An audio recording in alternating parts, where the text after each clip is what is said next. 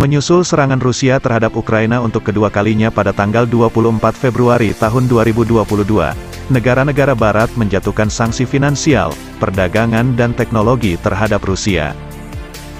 Serangan Rusia terhadap Ukraina bukan pertama kali terjadi, karena Rusia telah melakukan hal yang sama terhadap wilayah Crimea, Ukraina, pada tanggal 26 Februari tahun 2014.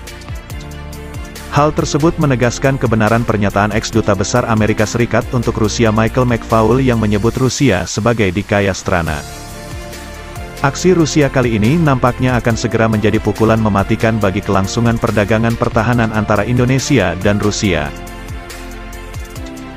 Dengan semakin kuatnya sanksi finansial Barat, upaya membeli suku cadang Su-27 SKSKM dan Su-30 MKKMK-2 akan semakin sulit karena Rusia dan Belarusia terkena sanksi. Pesawat tempur buatan Rusia milik Indonesia terancam tidak bisa beroperasi dalam beberapa tahun ke depan karena penerapan CAATSA dan sanksi finansial semakin ketat dengan mencakup pula pembelian suku cadang senjata buatan Rusia. Hingga akhir 2021 terdapat gagasan agar pembelian senjata maupun suku cadang pesawat tempur Sukhoi dilakukan melalui negara Uni Soviet lainnya, namun kini hal itu nyaris mustahil dilakukan. Percaya atau tidak, masih ada pihak-pihak di pemerintahan yang meremehkan CAATSA, Countering America's Adversaries Through Sanctions Act. Nampaknya hanya Kementerian Keuangan yang paham dengan CAATSA dan dampaknya dalam perdagangan pertahanan Indonesia dan Rusia. Sementara terdapat kementerian-kementerian tertentu yang meremehkan CAATSA. Sebagai contoh, ada penerjemahan di birokrasi bahwa penerapan CAATSA hanya mencakup Major Weapon Systems dan tidak mencakup suku cadang.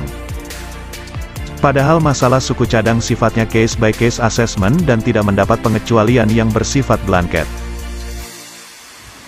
Budget 1,42 miliar dolar merupakan nilai 4 kontrak akuisisi senjata Indonesia dari Rusia yang terhenti sejak 2019 karena CAATSA.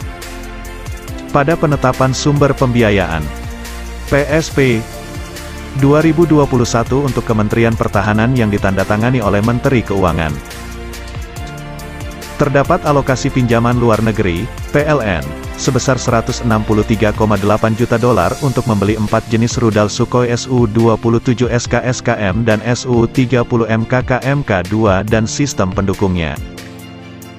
Sampai saat ini, penulis belum mendapatkan informasi bahwa 5 kontrak pembelian terkait rudal-rudal tersebut telah ditandatangani oleh Kementerian Pertahanan. Kalaupun kontrak-kontrak itu ditandatangani, dapat dipastikan akan terhenti di Kementerian Keuangan karena CAATSA dan sanksi finansial Barat terhadap Rusia.